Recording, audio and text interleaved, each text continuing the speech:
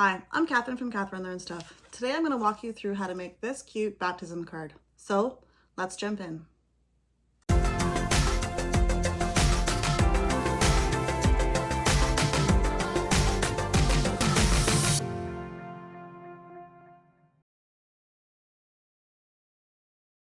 So the first thing I'm going to do is I'm going to quickly walk you through how to get a copy of my SVG file for this baptism card.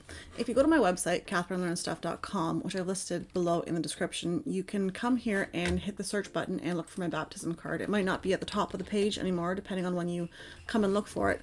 But I've also listed the link to this actual page for the baptism card in my description below, so you can just click on that and this will take you to the web page where I go over how to make this card in case you like to read instead of watch videos. And if you scroll down just a little bit, you'll have access to sign up for my newsletter and I will instantly send you a copy of this SVG file into your mailbox. So once you've saved the file to your computer or your app, your tablet or your phone, you need to open Cricut Design Space up and we're going to select upload. And what you can do is you can select upload image and copy and drag it over, or select the browse button and select the file from where you saved it. Now I've already got the file here, so I'm just going to select the file, make sure I've got my green rectangle around it and add it to my canvas. When this file comes into Cricut Design Space, you'll notice that the size might be different than an 8x7. What we want to do is make sure that this lock is turned on, and we're going to change this height to 7 inches, and that's the way that we want the size of the card to be. You can make it smaller if you'd like, you can make it bigger if you'd like. I find that the 7x5 card sizes fit pretty nicely into envelopes.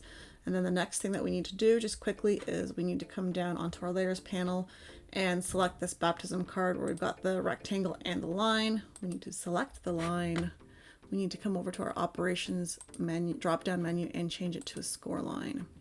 That way it's going to be a dashed line here. So this will be a nice score line.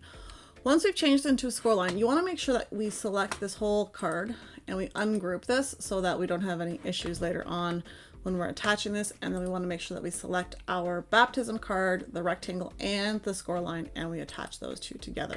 Now this will cut out and score out the way that we want to, and all of these items will cut out the way that they're supposed to.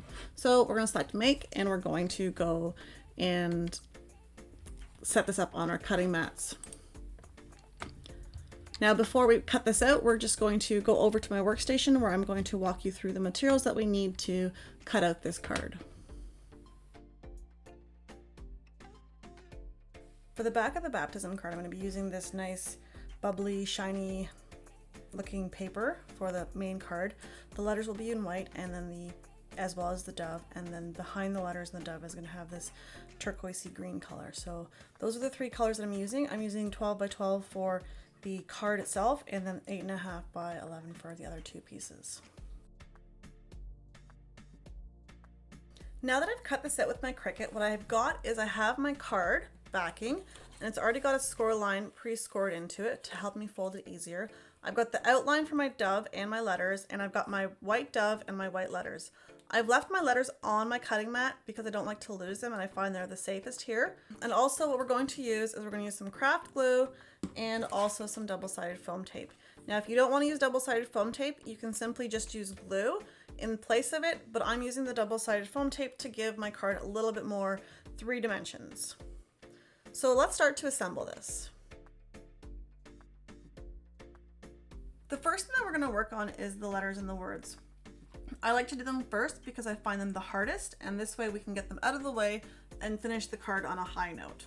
So I've got my letters still stuck to my cutting mat, and I'm going to carefully take one off at a time so that I don't lose them and that I don't rip them. So I find that pulling the mat away from the letters works best, and then having one letter at a time. Now I've actually used an off-white piece of paper on the back side, so the one side is white and the other one has a little bit of a design. This way I know that the letters are facing the right direction when I put them on, so that I don't mess up the direction that they're going to be.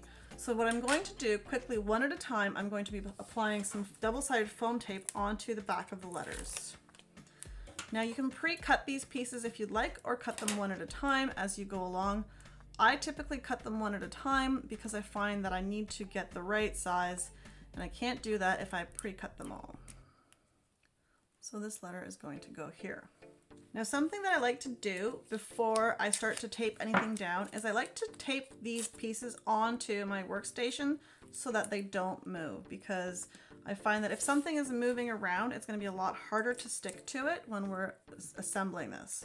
So I'm just going to use some green tape on the back side of this, and I'm going to, if I'm lucky, stick this down like so. Now I know that my O goes here, so I'm ready to put it down where it belongs. I like to do a quick check to make sure it's the right letter in the right spot and that my background is the right way so that I don't have any issues. I'm going to quickly remove the backing paper on the tape, and then I'm going to place this down. If I place this down gently, I can still move it around and adjust it. If I push it down too hard, it will get stuck and then I won't be able to move it. So now my O is on, and I'm going to continue this process for the rest of my letters. Okay, so now that my letters are done, I can move on to my dove. Now we're going to do the same thing with our doves. We're going to place double-sided foam tape on the back of the dove and then stick it onto here, just like so.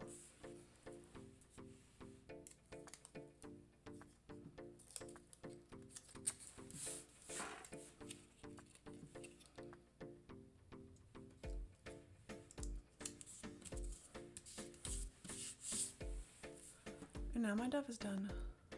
Now the last thing we need to do is we've got our card. We're going to quickly fold it along the score line that we've already got to make it easy to fold. And then we can look at the card and see, do we like this side better or this side better? And it really doesn't make much of a difference. I think both sides look pretty nice because we want the dove to kind of look like he's, you know, godly, because it's a baptism, right? So I think I'm gonna use this side, and I'm going to quickly place these on here like so. And now what I'm going to do is I'm just going to glue this onto the card with my craft glue.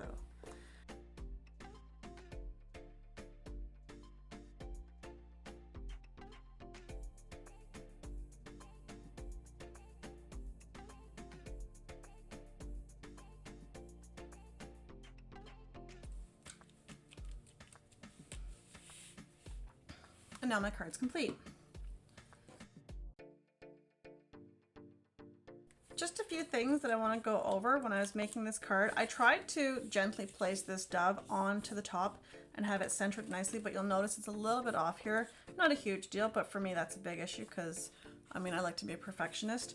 And also when I was designing this card, I didn't realize that I was going to do foam tape at the end, so I made the letters a little bit thin. So cutting all of the bits of foam tape on to reach under the letters was a little bit challenging because I had to really snip it into small bits and work with that. So I found that a little bit challenging. So I think next time I might make the letters thicker if I know I'm going to be doing a elevated card letter with letters, but I just didn't think about that when I was designing it. I thought I was just going to glue it all together. But I think it turned out pretty nicely overall. And there you have it. Your simple baptism card is complete. I hope you've enjoyed this tutorial. I've listed all the products that I've used in the description below, as well as a link to where you can get a copy of this file so that you can make your own card. If you like this project, be sure to check out my other projects that I've got listed here on the screen. And don't forget to like, comment, and subscribe. Thanks so much for watching.